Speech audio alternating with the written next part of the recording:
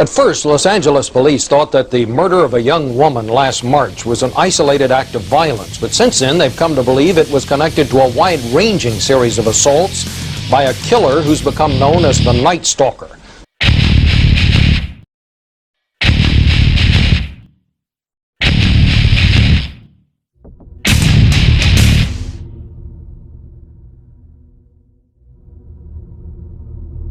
Between April 10, 1984 and August 24, 1985, people in the Los Angeles area were terrified. This killer would use many different weapons: knives, guns, tire irons, even a machete. This man, this monster, was cold and callous. He showed no remorse for what he had done and seemed to revel in the attention that was given to him. He was Richard Ramirez, otherwise known as the Walk-In Killer, the Valley Intruder, the Night Stalker. Richard Ramirez was born February 29, 1960 in El Paso, Texas. His father, Julian, an ex-Juarez police officer, was known to be a violent man. One of these fits of rage resulted in Julian taking a hammer to his own head. When Richard was 2, he required 30 stitches to his forehead as a dresser fell on top of him. And when he was 5, he was hit in the head by a swing at a park, knocking him unconscious. After that incident, he was prone to epileptic seizures up until his early teens. It may be that he learned all his rage and hate from his father. Maybe, but not likely. You see, Richard tried to stay away from his father whenever possible, so he would hang out with his cousin Miguel. Miguel, or Mike, which is what most people called him, spent some time in Vietnam during the war. He would tell Richard about all the things he did there, all the terrible things he did there. He had Polaroid pictures of all the women he raped and in some cases had abused. In one photo, Mike was said to have been posing with the severed head of one of his unfortunate victims. Mike also taught Richard some of his military skills, like killing with stealth. On May 4, 1973, during a domestic argument, Mike shot his wife in the face with a pistol. Richard was there when it happened. After that, Richard seemed to change. He was more withdrawn. Before Richard was killing people, he started small: burglary. As a teenager, he got a job at a Holiday Inn. Here, he would break into the rooms of the patrons and rifle through their belongings and take whatever he could find. Eventually, though, he got more daring. On one occasion, a hotel guest walked into the room only to find Ramirez trying to rape his wife. The husband beat Ramirez severely, and Richard was fired, obviously. But no charges were laid. The married couple never bothered to return for the court hearing, so Ramirez walked free. And now he was looking for more. He moved to California, where he got into stealing cars to pay for his drug habit. He got arrested and spent some time in prison.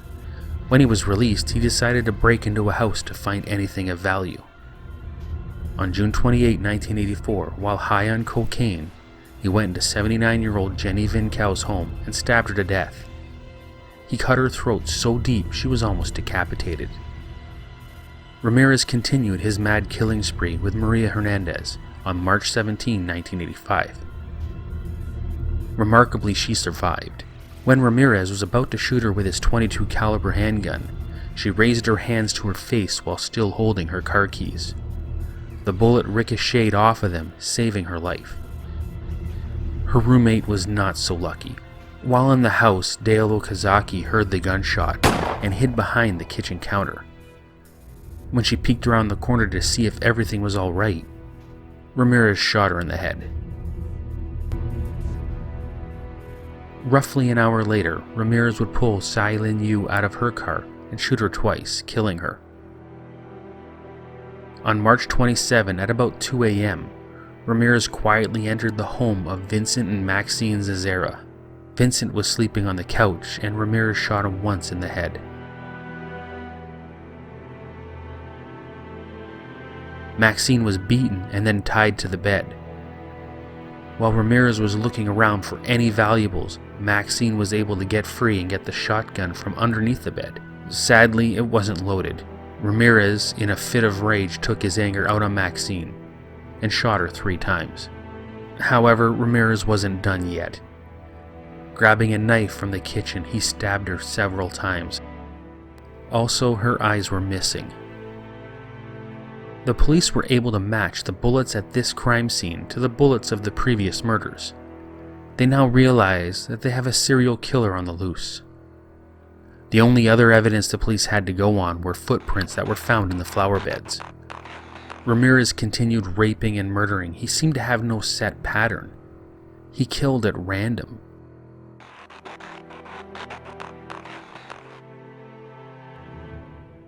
In some cases, he left a pentagram drawn in blood on the wall. One of his victims who survived was able to give a description of her attacker. Then on August 30th, 1985, a group of women saw Ramirez in a convenience store. Noticing the women's reactions to him, he happened to see that his face was on the cover of the newspaper. Ramirez ran out of the store and tried to steal a car from a woman, but a group of people nearby chased him away. He tried a few more times to steal a car, but he was eventually cornered by another group of people. They beat him and held him down, waiting for the police. The Night Stalker, Richard Ramirez, was finally in custody. During the trial, Ramirez was getting a lot of attention. The media was everywhere, and he loved every minute of it. He would showboat for the cameras and in some cases turn around, smile and wave. He was also very vocal on his satanic beliefs and had no problem expressing them aloud. Legions of the night breed. Repeat not the errors of Night Stalker and show no mercy. I will be avenged. Lucifer dwells within us all. That's it. He even drew a pentagram on his hand and then said, before leaving the courtroom. In the midst of all of this, many fans of Ramirez, yes, it is pretty sick, but he did have fans, well, they started writing to him. One fan in particular, Doreen Leoy, expressed her love for him and that she believed he was innocent. He is the face of evil, and yet you look at him and you see the man of your dreams. Yes. Who needs glasses here? I can't help the way the world looks at him. They don't know him the way I do. Even after Ramirez was found guilty and sentenced to death in the gas chamber, she still believed he was innocent. In count 32 of the information, fix the penalty therefore at death.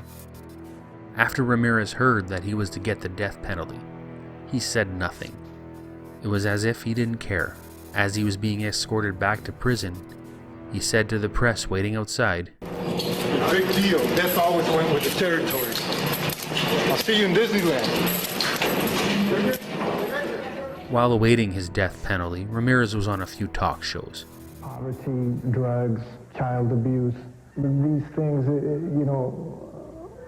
contribute to a person,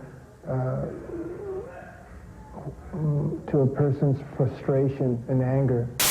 I think most humans have in them the capacity to commit murder. It is not because... No, we don't, Richard. They choose not to, not because they are morally superior, as they so commonly claim, but because they are imprisoned in a web of responsibilities, commitments, beliefs, and sentiments. Richard. And that would render murder an absurd gamble or ridiculous self-destruction. He also did a few interviews with reporters. A very rare group of people in this country. You're in the ranks of Charlie Manson, Ted Bundy.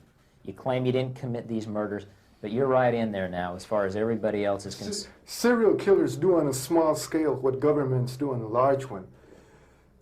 They are a product of the times, and these are bloodthirsty times.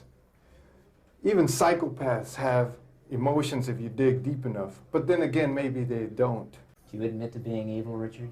We are all evil in some form or another, are we not? In the meantime, he was working on his appeals. As soon as one appeal was denied, he would send another, and another. The system, which was already known for being incredibly slow, worsened due to all the appeals. Then in 1996, Doreen and Ramirez got married.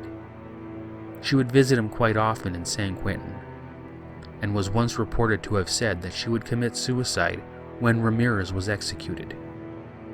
In 2009, things would change when new evidence from an old homicide was brought forth. It seems that 79-year-old Jenny Vincow wasn't his first victim after all. It was 9-year-old May Long, who was found murdered in a hotel basement on April 10, 1984. Doreen stopped seeing Richard after that, and divorced him not too long after. With the court still dealing with all the appeals, it wasn't the gas chamber that killed the Night Stalker. It was B-cell lymphoma. He died June 7, 2013. He spent 23 years on death row, and not once had he ever shown any type of remorse for what he did.